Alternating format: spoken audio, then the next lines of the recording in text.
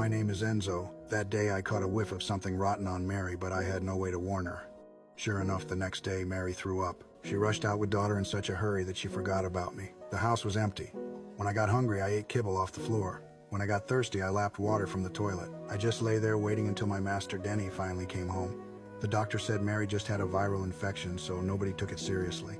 Life went on as before. Until that morning when Mary was walking me up the mountain and suddenly collapsed, gasping for breath. I barked like crazy until I got the attention of a passerby who saved Mary. This time, she was diagnosed with late-stage illness. When I saw Mary again, she was like a different person. I could barely recognize her. The smell of decay on Mary grew stronger. I knew her time was short, so I stuck by her side day and night, just watching quietly.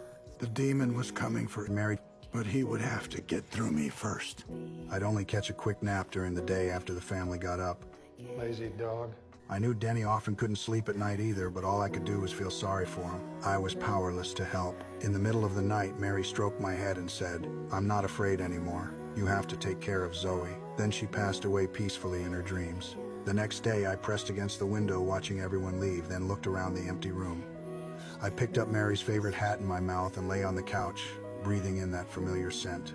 It felt like she'd never left. I remembered when I first met Mary, I'd smelled something complicated on her. Back then, I tried hard to pull Denny away, but he pulled me back and asked Mary for her number. Soon, Denny and Mary got married. At the wedding, I patiently carried the rings to Denny.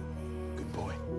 After marriage, my owners grew even more in love, but paid less attention to me. I knocked over a picture frame in protest, but nobody cared. Later, I smelled something magical on Mary. She was pregnant. Denny raced more frequently to support the family, so I stayed home taking care of Mary.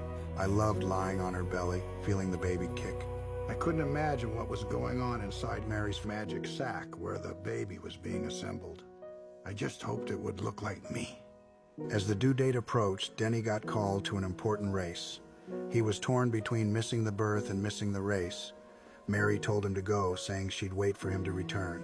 Watching Mary's understanding nature, I finally understood why my master loved her so deeply. But on race day, Mary went into labor anyway. I reported on the race while keeping an eye on the delivery. Witnessing new life for the first time filled me with awe. Mary held the baby with one hand on my head. Enzo, he's your family too. After 7 years together, I already thought of Zoe as my little sister. But right after Mary passed away, her father came demanding custody. Denny was shaking with anger and shoved his father-in-law during the argument. That night, Denny went for a run to blow off steam. I followed behind but couldn't keep up anymore because of my age. After crossing the street, Denny realized I wasn't with him. He tried to call me from across the traffic, but a car was already heading straight at me. Denny carried me to the hospital. He's very lucky. It could have been far worse. Though my life wasn't in danger, my strength was nowhere near what it used to be. The lawyer told Denny to sign away custody rights, saying it would get his father-in-law off his back. Exhausted from everything, Denny was about to sign, but I suddenly lunged forward and grabbed the papers in my mouth, ran to the yard and tore them to shreds. Denny snapped to his senses. If it were Mary, if it were Enzo, would they want me to sign? Then he told the lawyer, "I'm not signing, let him sue." In court, Denny's determination moved his mother-in-law to tell the truth. Custody of Zoe went back to Denny. On Zoe's 9th birthday, I didn't have the strength to get up and celebrate. I could only lie under the table, silently thinking, be happy, even without me. When Denny came home and saw me lying there barely alive, he carried me to the couch to watch racing, just like when he first brought me home 10 years ago. Then something occurred to him. He carried me to the racetrack, got into a red Ferrari, and took me flying around the track lap after lap. The wind rushed through my fur as I remembered 10 years of companionship, being there through his lowest points, sharing championship victories, watching them build a family, welcoming new life. I knew I'd completed my mission, but I was certain I'd be reborn with my memories. 8 years later, Denny is a top racing driver now. Met a young boy that Zoe brought along. The boy said he'd been following Denny for 6 or 7 years. When Denny asked his name, Enzo. Enzo, your son reminds me of an old friend of mine.